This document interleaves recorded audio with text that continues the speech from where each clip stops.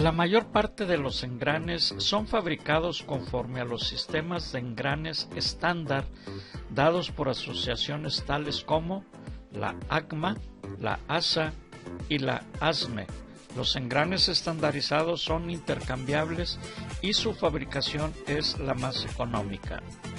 Los engranes son generalmente fabricados con ángulos de presión de 20 grados y 25 grados.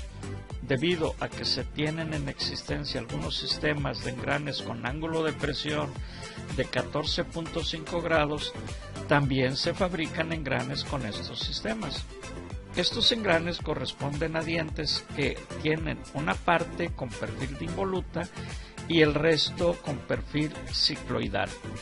Las partes principales del diente de un engrane recto se vieron en la sección de nomenclatura, donde vimos el paso circular, que es representado por la letra P minúscula y es igual a pi por el diámetro de paso entre el número de engranes, el paso diametral, que está representado por la letra P mayúscula subíndice D, que es igual a número de dientes del engrane entre el diámetro de paso del engrane, o bien el número de dientes del piñón entre el diámetro de paso del piñón.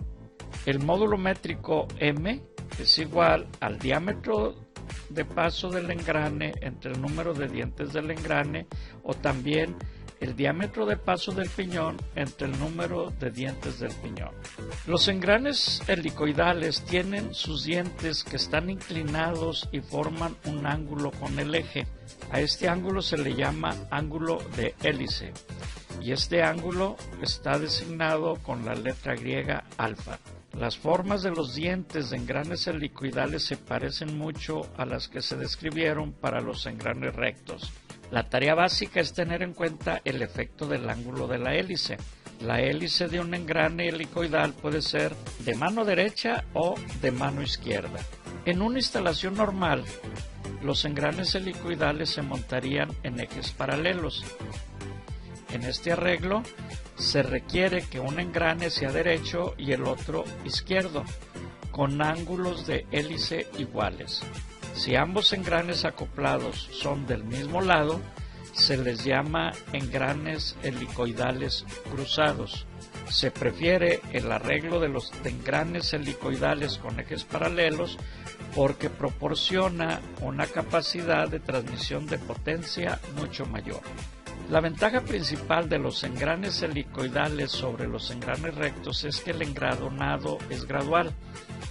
El contacto se inicia en un extremo del diente, cerca de su punta, y avanza por la cara en una trayectoria de bajada y cruza la línea de paso hacia el flanco inferior del diente, donde sale del engrane. Al mismo tiempo, existen otros dientes que se ponen en contacto. Esto nos da un número promedio de dientes más grande que estén engranados. En los engranes helicoidales necesitamos definir dos ángulos de presión diferentes, además del ángulo de la hélice. Los dos ángulos de presión se relacionan con los tres planos principales, que es el plano tangencial, el plano transversal y el plano normal. En el diseño de un engrane helicoidal hay tres ángulos de interés: el ángulo de la hélice, alfa, el ángulo de presión normal, phi subíndice n, el ángulo de presión transversal, phi subíndice t. Se debe especificar el ángulo de la hélice y uno de los dos ángulos de presión. El ángulo faltante se puede calcular con la siguiente ecuación, donde decimos que la tangente del ángulo de presión normal es igual a la tangente del ángulo de presión transversal por el coseno del ángulo de la hélice. El paso circular y el paso diametral son iguales que para los engranes rectos. El paso circular normal es igual a P minúscula subíndice n y va a ser igual al paso circular por el coseno del ángulo de la hélice. El paso diametral normal es igual al paso diametral entre el coseno del ángulo de la hélice, donde decimos que el paso diametral normal por el paso circular normal va a ser igual a pi. El paso axial es igual a el paso circular entre la tangente del ángulo de la hélice, y eso es igual a pi entre el paso diametral por la tangente del ángulo de la hélice. Las fuerzas componentes en un engrane helicoidal se expresan en dos direcciones diferentes, según se defina el ángulo de presión. Hay dos normas: ángulo de presión phi medido en el plano perpendicular al eje del engrane, o el ángulo de presión phi medido en el plano perpendicular a un diente. Las fuerzas principales que tenemos son la fuerza tangencial, que actúa en dirección tangencial a la superficie de paso del engrane y perpendicular al eje que tiene el engrane. Es la fuerza que en realidad impulsa el engrane. El análisis de esfuerzos y la resistencia a la picadura se relacionan con la magnitud de la fuerza tangencial y se representa por la letra F mayúscula subíndice T. También tenemos la fuerza separadora radial, que actúa hacia el centro del engrane a lo largo de un radio.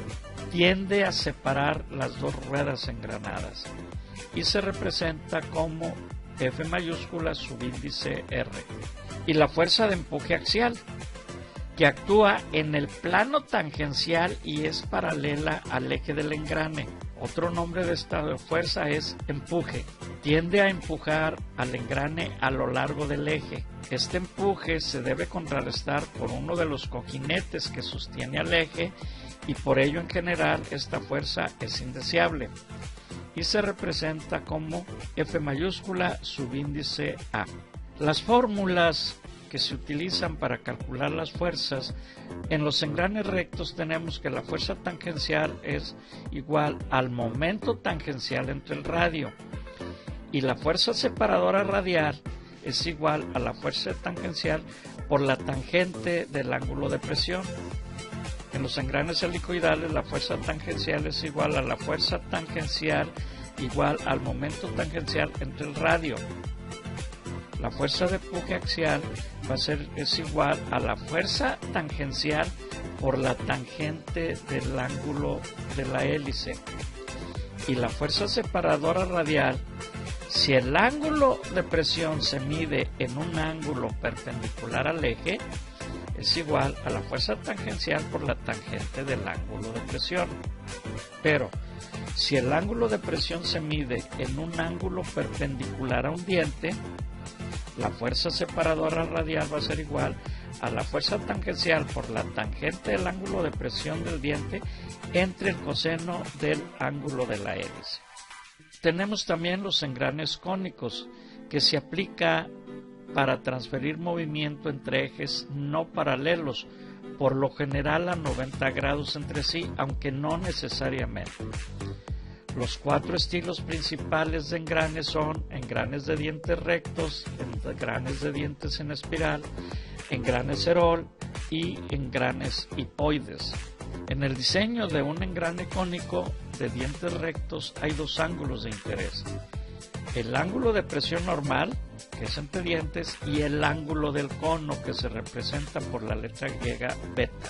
En los engranes cónicos también tenemos la fuerza tangencial, y la fuerza separadora radial tiene dos componentes: la fuerza que actúa a lo largo del eje del piñón, o fuerza de empuje del piñón, representada por F subíndice P, y la fuerza que actúa a lo largo del eje del engrane, o fuerza de empuje del engrane, F mayúscula subíndice G. En el diseño de un engrane cónico de dientes espirales hay tres ángulos de interés: el ángulo de presión normal, el ángulo del cono beta y el ángulo de espiral, que se representa con la letra griega gamma. La fuerza tangencial en los engranes cónicos espirales se representa como Ft. Pero la fuerza separadora radial se debe considerar cuatro casos: piñón con espirales a mano derecha y giro a favor de las manecillas del reloj. Segundo caso, piñón con espirales a mano derecha y giro en contra de las manecillas del reloj. Piñón con espirales a mano izquierda y giro a favor de las manecillas del reloj. Y por último, piñón con espirales a mano izquierda y giro en contra de las manecillas del reloj. Si queremos calcular estas fuerzas, estas serían las ecuaciones que debiéramos usar. Para los engranes rectos, la fuerza del piñón va a ser igual a la fuerza tangencial por la tangente del ángulo de presión por el seno del ángulo del cono. La fuerza separadora del engrane es igual a la fuerza tangencial por la tangente del ángulo de presión por el coseno del ángulo del cono. Y en el caso de dientes en espiral tenemos para el caso 1, para el caso 2, para el caso 3 y para el caso 4. Estas serían las fórmulas para cada uno de los casos si los dientes están en espiral. Tenemos también los engranes tornillos sin fin, también llamados engranes de gusano. Estos engranes se usan para transmitir movimiento y potencia entre ejes que no se cruzan, por lo general forman entre sí un ángulo de 90 grados. La transmisión consiste en un sinfín o gusano en el eje de alta velocidad que tiene el aspecto general de una rosca de tornillo, una rosca cilíndrica helicoidal. Este sinfín impulsa a una corona que tiene un aspecto parecido al de un engrane helicoidal. Un requisito básico del conjunto de sinfín y corona es que el paso axial del sinfín debe ser igual al paso circular de la corona para que puedan engranar. El ángulo de avance del tornillo sinfín es igual al ángulo de la hélice de la corona. Los sinfines pueden tener una sola rosca, como un tornillo cualquiera, o pueden tener roscas múltiples, en general 2 o 4. Es común indicar el número de roscas con la letra N mayúscula subíndice W. El autobloqueo es la condición en la que el gusano impulsa a la corona, pero si se aplica un par torsional al eje de la corona, el sinfín no gira. En los engranes de dientes rectos, cónicos y helicoidales se considera que son 100% eficientes. Los engranes de tornillo sin fin no son 100% eficientes, por lo que debemos considerar la fricción. En el diseño de un engrane tornillo sin fin hay dos ángulos de interés: el ángulo de presión y el ángulo de avance del tornillo. En los engranes tornillos sin fin se consideran tres tipos de fuerzas: la fuerza tangencial en el tornillo y la fuerza tangencial en el engrane, además de la fuerza separadora radial. Las ecuaciones para la fuerza tangencial en el tornillo es el momento de torsión entre el radio. Para la fuerza tangencial en el engrane consideramos también la fuerza tangencial del tornillo. Y la fuerza separadora radial tenemos la fórmula o ecuación para calcularla en base a la fuerza tangencial del engrane o tomando la fuerza tangencial del tornillo. Aquí también es importante calcular la eficiencia, la cual esta ecuación nos da el cálculo de la eficiencia.